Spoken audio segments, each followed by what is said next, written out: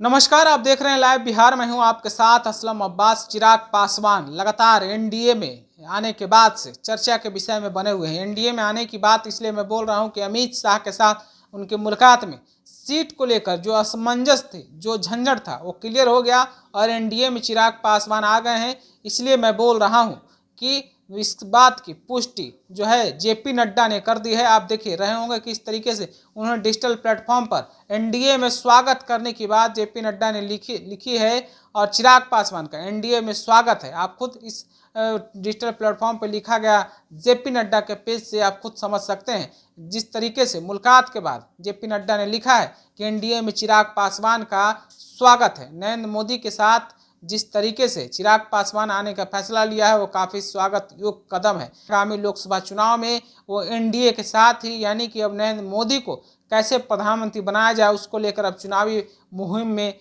उतरेंगे। लेकिन सबसे बड़ा सवाल है कि जिस तरीके से उनके चाचा पारस के साथ राजनीतिक मनमुटाव थे उसको लेकर कई कयास लगाए जा रहे थे, लेकिन सारे कयासों के बाद चिराग पासवान आखिरकार एनडीए में शामिल हो ही गए और सीटों को लेकर जो बातें हो रही है लगभग जो है सीट फाइनल हो चुका है और सभी तरीके की जो राजनीतिक जो झंझट था, यानी प्रस्ताव था चिराग पासवान का बीजेपी के सामने, शायद बीजेपी ने उस सारे प्रस्तावों को मान भी लिया है। जेपी नड्डा के साथ देखिए मुलाकात की तस्वीर है, किस तरीके से चिराग पासवान का जेपी नड्डा ने स्वागत किया है, किस तरीके से तस्वीर से आप समझिए किस तरीके से उनका स्वागत किया गया है। आप समझ लीजिए चिराग पासवान और जेपी नड्डा की मुलाकात अब जो है अब सब कुछ बताने के लिए काफ़ी है कि चिराग पासवान का किस तरीके से एनडीए में स्वागत किया गया है।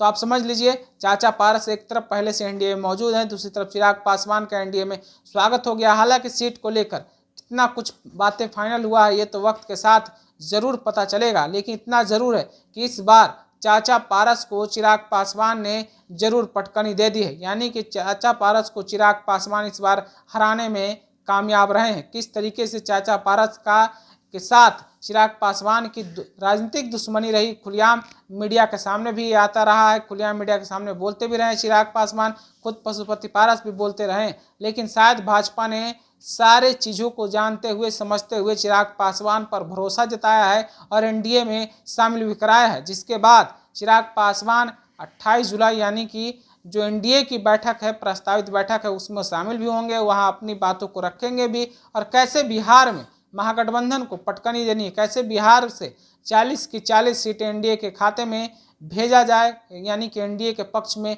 जीत दिलाया जाए, इस पर चर्चा भी होगी। उसमें चिराग पासवान का भी अहम रोल होने वाला है। जिस तरीके से बात बिहार की राजनीति में होती है, जिस तरीके से कुनबे को भाजपा बढ़ा रही है, एनडीए कुनबे को बढ़ा रही है, उससे तो इतना जरूर स्पष्ट होता है। तो फिलहाल ये तस्वीर जिस तरीके से चिराग पासवान ने जेपी नड्डा से मुलाकात की है आपने खुद देखा भी है।